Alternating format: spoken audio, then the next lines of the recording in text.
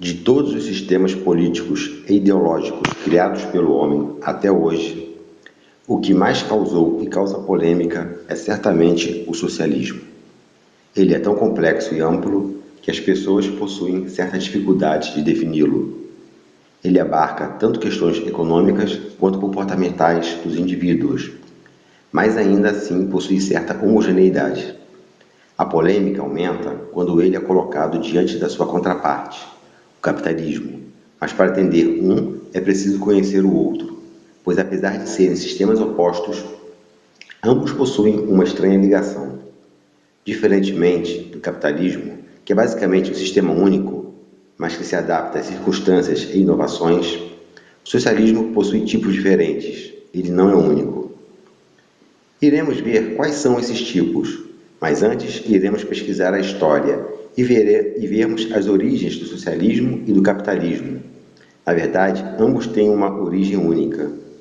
Em seguida, iremos prosseguir nossa pesquisa através das filosofias e fatos históricos que envolveram e se desenrolaram com tais sistemas até os dias atuais, onde as chamadas esquerdas reivindicam a herança dessa filosofia socialista.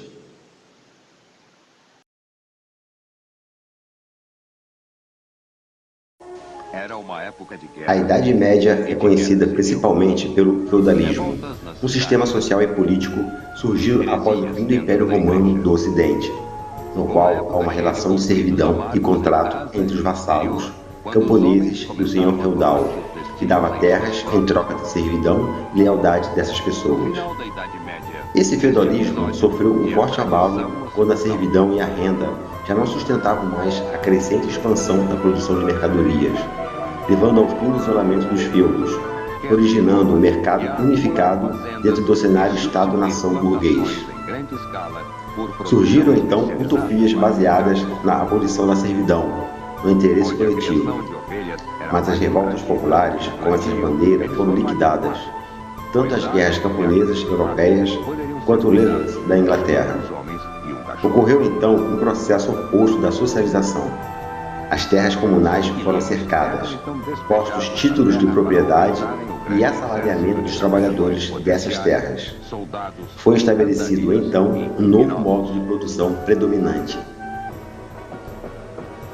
A burguesia surgiu com o renascimento comercial e urbano dos séculos XIII e XIV, a qual buscava sempre o lucro.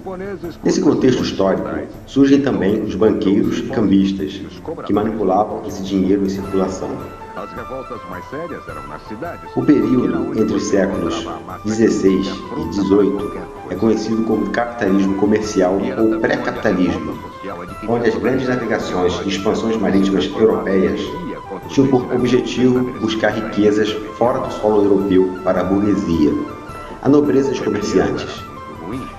Este período inicial do capitalismo já trazia suas características fundamentais: busca do lucro, uso de mão de obra assalariada, moeda substituindo o sistema de trocas, relações bancárias e fortalecimento da burguesia e desigualdades sociais. A etapa seguinte do capitalismo trouxe a grande mudança que lhe traria grande força e poder: a Revolução Industrial do século XVIII. A produção sofreu uma radical transformação com as invenções mecânicas desse período, como o trem e o tear, por exemplo. Iniciada na Inglaterra, esta revolução se espalha pela Europa e outros lugares do mundo, trazendo grande margem de lucro aos donos de fábricas, uma vez que a produção era feita com mais rapidez. De um lado, esta revolução trouxe benefícios, como a redução dos preços das mercadorias, mas em contrapartida vieram desemprego, baixos salários, péssimas condições de trabalho, poluição do ar e rios, além do acidente com as máquinas.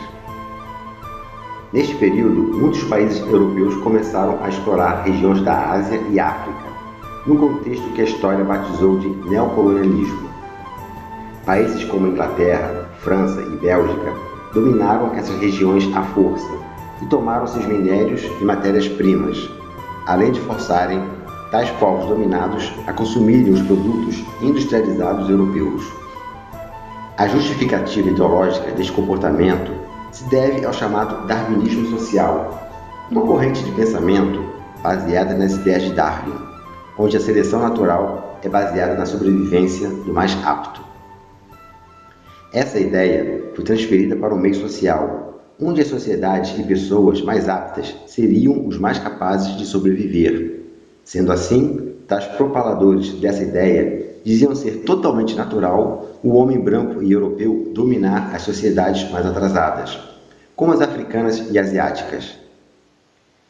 Essa ideia foi uma justificativa para o neocolonialismo, mas acabou gerando também outras ideias nefastas, como a eugenia, imperialismo, racismo, fascismo e nazismo.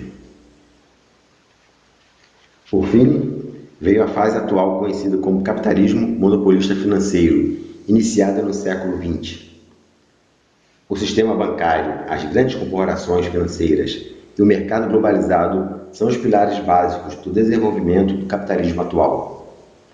Grande parte do lucro e do capital em circulação passa pelo sistema financeiro, e a globalização permitiu que as multinacionais pudessem vender seus produtos por praticamente o mundo todo.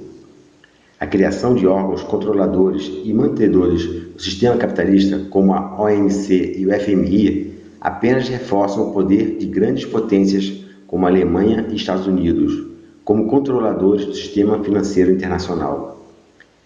Este período continua até os dias atuais.